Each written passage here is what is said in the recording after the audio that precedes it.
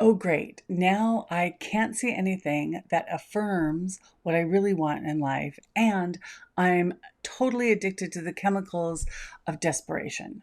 So now what do I do? So, this is video number 2 in my series on beliefs.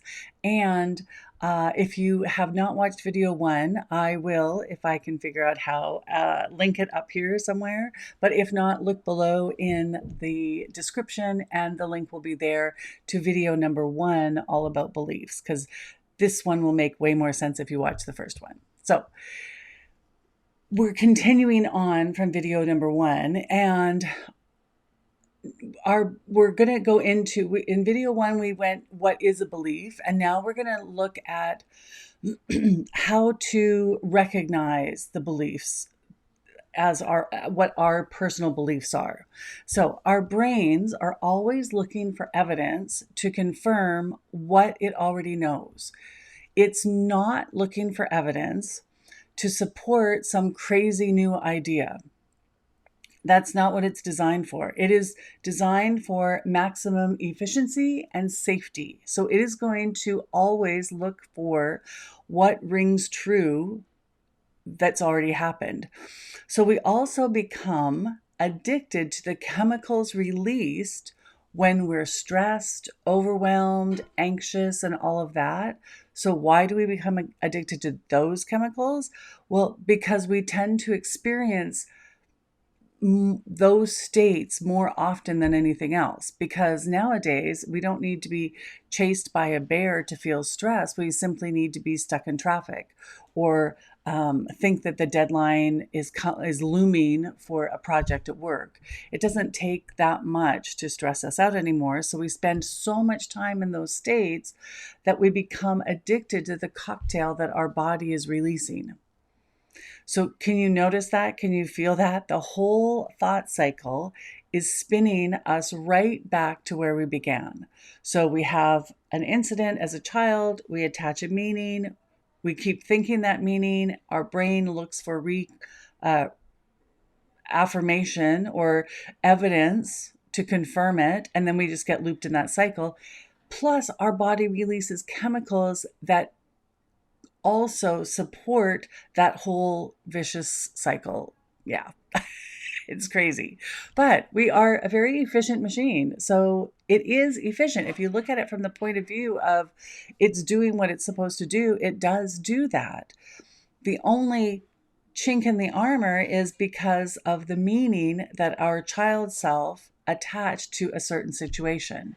So that's kind of like the linchpin of what we're going to go back to address in the next video when we're shifting our beliefs. But in the meantime, there's a few things we need to get more clear on. So all of this, once again, is not new and earth shattering. None of it is. And I have been researching or looking into beliefs for quite some time now, years, knowing that I have limiting beliefs and never being able to quite shift them. So it has taken a minute or two, but I finally sat down and asked my guides and my spirit team to assist me. And this video series is what they have downloaded. And the interesting part was, and I mentioned this before, was that the information that I read all these years is what they're bringing back up, but in a different order perhaps, and a different focus or emphasis on different things, so that it makes the most sense for me. And my team has asked me to share so that maybe it will resonate with someone else as well. So here we go. So we're going to do a couple of, again, foundational pieces to help it make more sense. Okay. So number one, I love this, and this came through a few years ago actually, is the distinction of choice versus decision. Now, the distinction, and this came through a few years ago, and it's come in handy for so many clients and myself again and again. And it just helps create some clarity and some empowerment around languaging. So, choice versus decision. So the distinction is that a decision is something we do up here. We make a decision in our head. We think it through.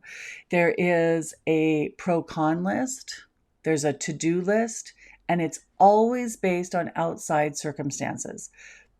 Nothing wrong with a decision as long as you realize that that's what you're making. When the circumstances change, often our decision changes as well. So that is what, as humans, we're most commonly default. That's our common default. We are thinking things through and we make a decision. Now, a choice is very different. A choice is here. We make it from our heart. We make it from our intuition. We make it through our connection to source. And a choice has no justifiable reason. It is simply because it feels right. You may not be in line with what somebody else chooses. You may not be in line with even what you chose a year ago, but you're in line with what your intuition and your heart and your gut say today. And when somebody asks you why you're doing this, the only real answer is because it feels right. Now, the minute you try and justify or reason your way out of or into a choice, it becomes murky and muddy. It's like suddenly you're second guessing your intuition, and that's when we start to second guess ourselves. So if you make a choice, acknowledge it's a choice and just go with it. And don't try to justify it, because that's when we start to second guess our intuition. So you know that you're trying to justify something that isn't justifiable when you start to second guess yourself. Hope that was clear. And when the outside circumstances change, our choice doesn't necessarily change. It's more core, more underlying than just the circumstances that are in front of us. It's like, I want to feel a certain way, or I want to contribute this particular thing. Even if the circumstances change, what I want to contribute to the world doesn't, even if my job were to change. So circumstances don't play such an integral part in a choice as they do in a decision. Okay. Now, the next thing, choice versus decision. Oh, yes. So I want to re-emphasize at this point that it's never the circumstance that's causing us grief. It's never the circumstance that's causing us grief. It is the meaning we have attached to the circumstance. So it's the misalignment with our higher self and source, or God, or whatever you want to call it, the universe.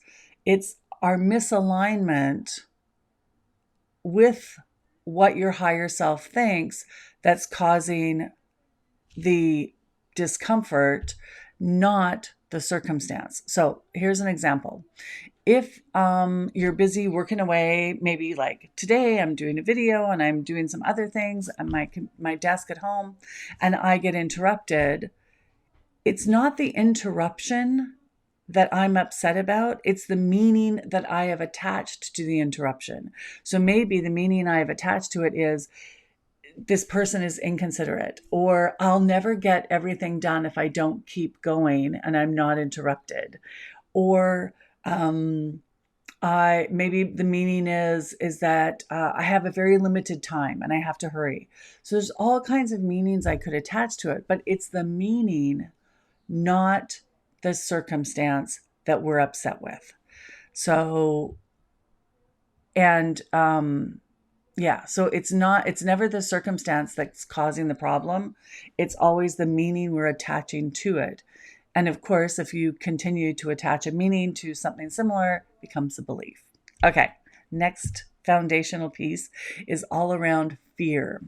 So fear is a survival response. It was once, if you've been in the self-help or the metaphysical area for any time, you've heard this. It's like we're not...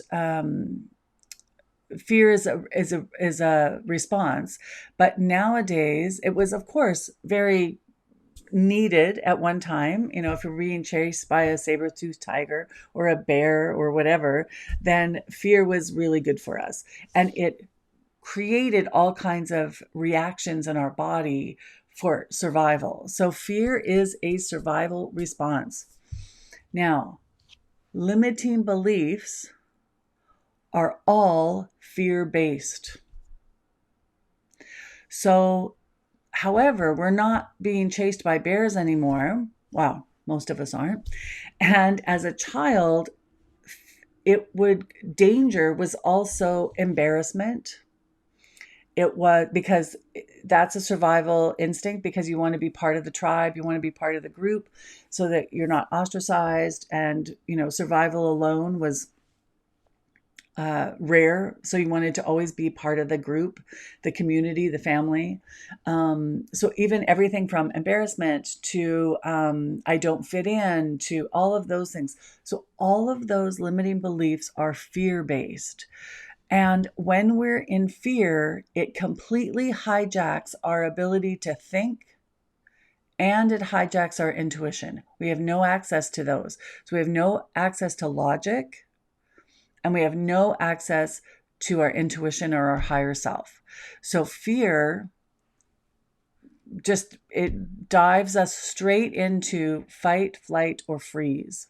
So procrastination is a fear response. Oh, that was good. Actually, that just came through. That was not part of the notes. So procrastination, avoidance, being busy with something else, all of those are fear responses, which is one way to notice if you're in a limiting belief. So those like little red flags, like here I am, I'm a limiting belief. So notice when and where you're in fear-based responses or reactions, really, and it's a reaction, because that's when a limiting belief is taking place. So the moment you notice you're in a fear reaction, you can pivot, because noticing is the first step. That's like the most powerful tool, simply to notice. It's like, please, hey team, first question, please help me be aware when I'm in a fear reaction, so that then you can do something about it. So my team has told me again and again over the past couple of years is that when you notice that you're in a fear reaction, you can pivot to slow the momentum. The more you think something, the faster it goes. As they say, the energy flows to where our attention goes. So we want to notice the fear and then pivot our attention to somewhere else so we can focus our energy and have that energy flow into another direction. Now, when we're in the middle of fear, if we're angry about something, if we're anxious about something, if you're feeling really depressed, all of those are fear responses. When you're in the middle of them, it's a huge leap to go straight to love. Anyways, it happens sometimes, absolutely, but we tend to judge ourselves that we can't get from point A to point B over this huge gap. So don't judge yourself, but have some tools that will assist you in navigating from one to the other. So you want to navigate from fear to love in the easiest, most smoothest route possible, which often takes a few steps. So my tip that I got from my guides is to have a list of things that can help move you along, can help take 1 step, 2 step, 3 step along the journey. So it could be a playlist of really feel-good music. It could be pictures of loved ones or places that you've been or want to go that evoke this like relaxing or fun atmosphere in you. It could be a funny video. I mean, I know like there's like a million funny cat videos. Not my thing, but go ahead. For me, it's like baby videos or whatever. So just have a list of pivots or distractions that help assist you moving out of fear and into love. Because we all know that once we're back in love, we have access to our intuition and our higher self and inspiration and synchronicity and all the yummy tools that live over there. So when you're in fear, have a list of distractions, because when you're in the mud, it's like when you, well, actually, this is for me and my daughter. When we're really hungry, I don't want to eat anything. I'm cranky and miserable, and I'm going to make everybody else around me the same, and I don't want to eat. So at those times, I know I need to have a snack that I just eat. I don't think about it. I can't reason. Like, there's no reasoning when I'm that hungry. But then I know that I just need a snack to eat. So the same thing, you cannot find the solution for the crankies when you're in the cranky. You can't find the solution for fear when you're in the fear. So if you have a list, it just makes it easier. Okay. What's next? So we're going to be, now we're going to kind of get into the beliefs. How do you find them? This is a good part. So we're going to be digging for our beliefs in two ways. One is to look for the evidence in your life. And the second is going to be understanding that as a human, we will always do everything we can to avoid pain. And this may not sound logical at first, but just bear with me here. Okay, so number one is digging for our beliefs by looking into our lives for evidence. So when just take areas of life that you want to dive into. So there are 12 areas of life that I actually took this list from Mind Valley. I've taken one of their courses that they use this list, and I thought it was very helpful. Don't have to, you can pause to write them down as I say them, or there's in the comments, there's a list of these areas of life. So health and wellness, intellectual, emotional, character, spiritual, love and romance, parenting, social and friendships, career and contribution, financial, quality of life, and life vision. So those are the 12 different areas of life that just kind of make it easier to break down your life and take a look at it. So pick one. Don't pick the one that is completely in the gutter, because that will just make it more difficult. But just pick one that you're kind of like, yeah, that one's kind of out of sync. So the stronger the belief has been around, the more evidence you're going to find in one of those areas of life. Now, we're going to take baby steps, and remember that when we address one area of life, it will ripple out to all areas of life. So it's not like you have to tackle your whole life, because as I did this process, it was quite amazing how one limiting belief affected multiple areas of life. So if I address that belief in one area, then it's going to ripple out to the other ones, because it's one belief that's affecting many. Okay. So choose one that feels out of whack, but not in the gutter. And next, we're going to look for the breadcrumbs. So this is the evidence that proves your life in this area is not what you prefer. So, okay, the first one I picked, I didn't go into finances. I thought that one was in the gutter. So I picked health and wellness, which is kind of it's not quite in the gutter, but it's not great. So what are some of the things I don't prefer that seem stuck in place? So this is part of the exercise. This is question number one. So you're going to want to journal about this or make some notes. So what are some of the things that I don't prefer going on in this area of life, but they seem stuck? Like they just keep repeating. They're on repeat. Okay, so I'm going to use myself as an example. So currently I have a heart condition left over from chemo. Though the tests show that I have a very healthy heart, it still beats fast and affects my life negatively. So another thing is I have neuropathy in my legs and feet that make it painful to walk or to stand. I have very limited amounts of energy each day. I get tired easily and feel overwhelmed by what used to be really easy. So I used to love to travel. Sorry. And now it's very uncomfortable. What else? I need lots of sleep each night. So these are all breadcrumbs. These are all like what's showing up in my life that I don't like. So I'm overweight and can't seem to lose it because I have difficulty walking far or being very active.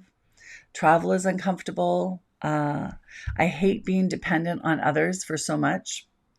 I can't drive due to poor eyesight, which is getting better. So what is, for all those things, so I listed down all the things I don't like. What is the because? So it's the part of the statement that kind of like you don't say aloud always. Like if somebody was to ask me about my health, I might list off some of those things, but I would never say the because at the end of the statement. So the because, quote unquote, is so that, let's see. Okay, so let's take one of my things. So I need a lot of sleep each night because, oh, yeah, I need a lot of sleep each night because my body's weird. Let's see, what else did I write down? And see what comes through. So, this is all coming through as oh, yes. So I'm going to just read you what I wrote because it says all of this is coming through as I'm typing. I did this exercise as I was typing out the notes. So, because my body is weird, it doesn't support me. Ooh, that was really a doozy for me. Bingo, there's one belief. So, my body is weird and it doesn't support me. Now, coming at the same area from the approach that as a human, I will always seek to avoid pain, there is a belief that is more painful than the list of health issues I don't like. So, if as a human, we always seek to avoid pain, so even though there's this long list of stuff I don't like about my health and wellness, there must be something that is more painful than having those. Does that make sense? So as I sit with this, I'm just going to read it. As I sit with this now, what comes up immediately is that I'm not special in other ways. So having these conditions means I get attention.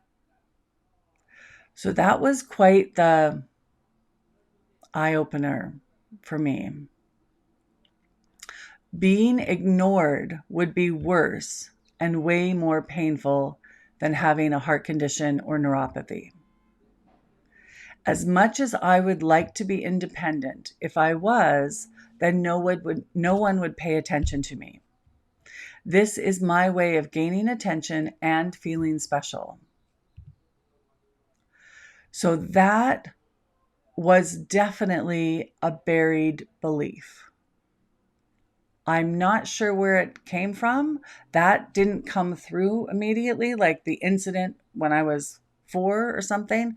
But the belief came up when I started journaling, when I started typing, and just let it flow. Just asked my team for guidance on what is buried there.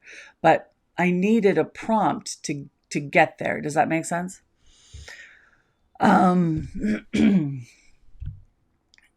Also, I can see where it is tied into the beliefs about my being able to create financial abundance. So that's where this avoiding pain belief or desire to avoid pain ripples out into more than one area of life. If I have all these problems, my health and wellness, then someone else will help take care of me and I don't need to be responsible. Oof, that was a big one. So our beliefs are not pretty, and they don't make sense to an adult mind. Because remember, it was your child self that created them. So as something comes up, if you think, well, that doesn't make any sense, like that's not logical. Our limiting beliefs are not logical. Our 7-year-old made it. So, and you can see where immediately my brain went to, but I want to be independent, but I want to have financial independence. But what came up first was this limiting belief about how if I'm independent, then I'll be alone. Oh, independence means alone, and I don't want to be alone. That's interesting. Ooh, that one just came up too. Like that cut right down to the core. So it doesn't negate that I have these physical problems. That's not what I'm trying to fix. What I'm looking to shift is the belief behind them. And then whatever happens to them happens to them. But it's the recognize, and they're not going to disappear overnight. Like even if I recognize the belief and I shift it, it doesn't necessarily mean that I'm not going to have a heart condition next week. But it's the belief underneath of it that's holding everything really tightly into place. Does that make sense? Like there's no wiggle room for a heart condition if independence means alone. Do you see the connection there? Okay. All of this is coming through too it's like between the notes and the downloads, it's quite an interesting video to make. Okay. Definitely vulnerable. So, I took, so as I look over what just came through, I can also see a few possible belief systems. I'm not special. I will be alone, which just came through. I'm not able to create financial stability, so maybe I'm not smart enough, and I'm not lucky. That one was a big one. I never thought that I wasn't lucky, but I have lots of evidence to prove so. Being an adult is very tiring and a lot of work. That's definitely another belief. And everything is inconsistent. So what I have that is constant, I better hold on. Oh, yeah, that was a big one. Nothing is consistent. So whatever I have that is consistent, I better hold on to. So even if it's something I don't prefer, if it's a consistent thing, then I want to hold on to that because life is inconsistent. Like I don't know anything can happen, not in a good way. So I have this fear that anything could happen. So if it's consistent, I want to hold on to it. Okay. So that was a lot to unpack, especially out to the world. Anyways, definitely doing these videos has me uncovering a lot about myself. And I can see why my team has invited me to create these videos because really this is like the process to get it up and moving in my system. And it's speaking it aloud that brings even more clarity. So even though I had some insights when I was typing, what just came through now has been more insights and more clarity. So I would invite you to have a conversation with somebody about this.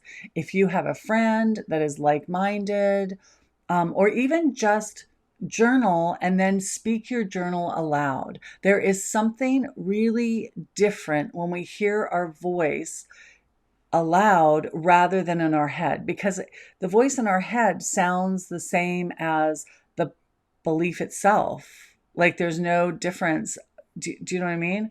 So it sounds different when we say it aloud and it brings clarity. So even if you journal and then just read it out to yourself, that will really, I invite you to do that to bring more clarity around all of this. So now what you're going to do next is take a belief and see if there's evidence in your life to support it. So look at your life right now and see if they line up. Notice for me, I'm alone. My belief is I'm alone. The fear is I'm alone.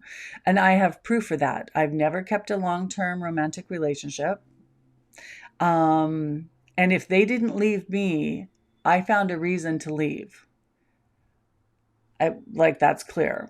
So I have to prove that I'm alone, right? Because it's a belief. So now my brain is looking for evidence of that it's true. My belief is I'm alone, and I have made that very obvious. I don't have a lot of friends. I have very few actual really close friends, very few.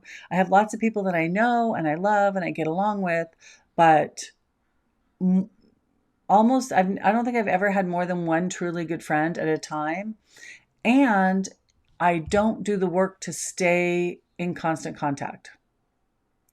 If we move apart, I don't do the work to, a couple of times a year or something, but I don't do the work to keep in constant contact. That proves again that I'm alone and that I'm weird, and, people will, whatever. There's a whole bunch of stuff underneath there. And I'm not a member of a group or an activity that I do consistently. Yeah, I'm just not. And I don't stay long in groups, I notice. So also I spend a lot of time alone. So just further evidence that I am alone is, a belief I hold, and I have evidence in my life to prove it. So how about you? What has come up in your search for these limiting beliefs? In the comments below, I've comprised a list of limiting beliefs. So this was made, I got it from a few different sources. I got it from online. I got some of them limiting beliefs from Jack Canfield, from Wayne Dyer, from Louise Hay, and from David Bayer. So there's a whole big list I've compiled of like common limiting beliefs. And some of them, I was quite shocked that I didn't think of them before. But when I saw it on a list, I was like, oh, yeah. You know what I mean? Like sometimes you need an outside prompt to help you. So check the link in the comments to the list, and you can just, all you do is go through the list and check off anything that feels familiar. And then start looking for the evidence in your life that it is true, that it has shown up. And if you want to dig further, which is really kind of the juicy part of it, you can look for, well, now I have the evidence. So what is more painful than having these things in my life? Like there's and the reason we're going to do that is because in the next video, when we talk about shifting our beliefs, recognizing the cost will help you shift that belief. So knowing what the evidence is. So for me, the cost is relationships. The cost is romance. The cost is, like there's a big, it's the evidence and the cost can often be the same thing. I hope that makes sense. Okay. And remember, as you're going through these, it does not make rational sense. My rational mind knows that I'm not dumb, but my belief is that I'm not smart. Do you know what I mean? Yeah. So search from different angles, and look for the belief that the evidence supports them. So this is a huge step, this whole process here that we're just doing now, because the minute you bring something into the light and see it from the view of your adult self, it immediately loses some of its power.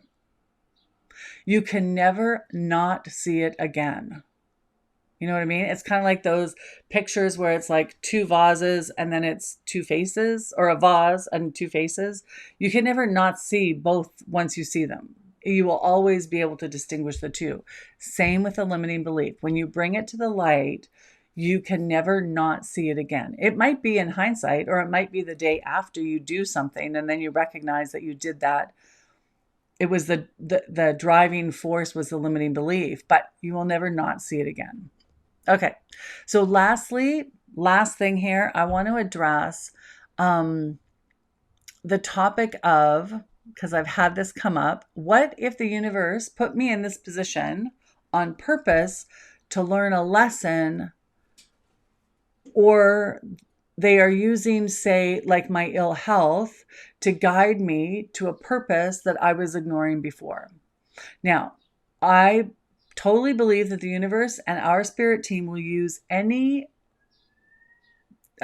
tools at its disposal, any methods to help guide us. Now, and that before we're born, we have agreed to certain contracts or conditions that we now don't remember.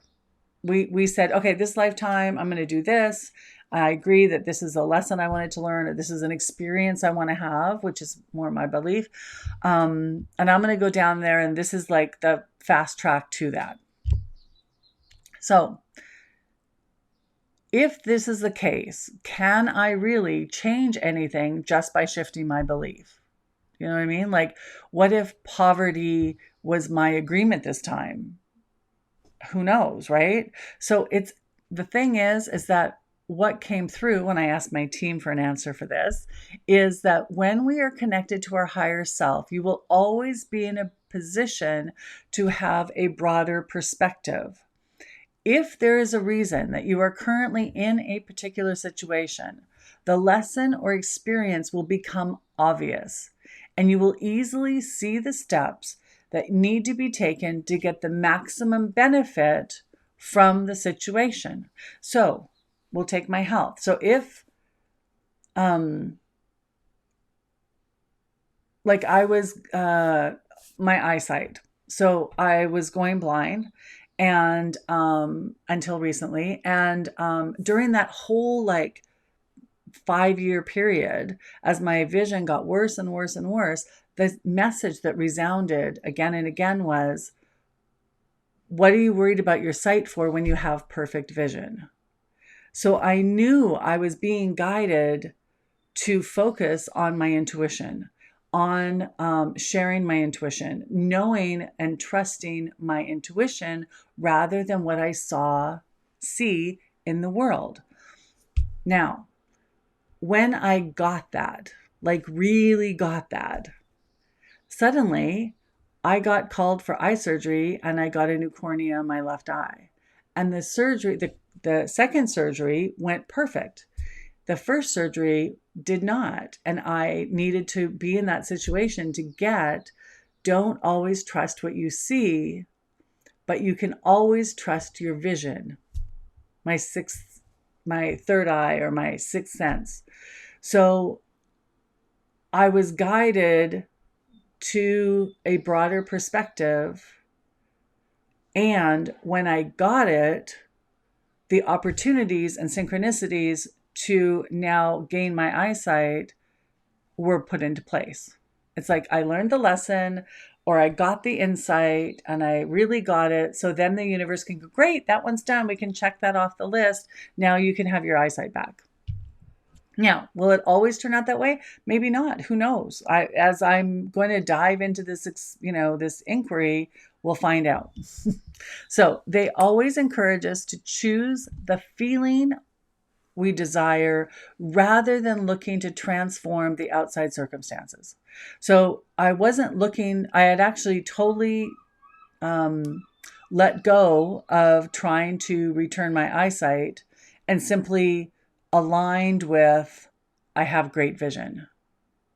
Do you know what I mean? So I wasn't attached to the outcome, whether I was going to have eyesight or not anymore.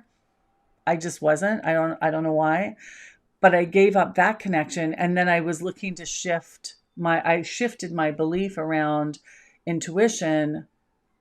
And that's what I was focused on. So they always want us to look at how the feeling or the emotion rather than the outside circumstances. Okay, I hope that made sense. Sorry, this was a long video, but that was number 2. So this is video 2. Check below in the comments or in the description for the links to everything. And I will see you all soon in video 3, where we're going to unpack how to shift the beliefs. Mwah! Have a great day, everybody.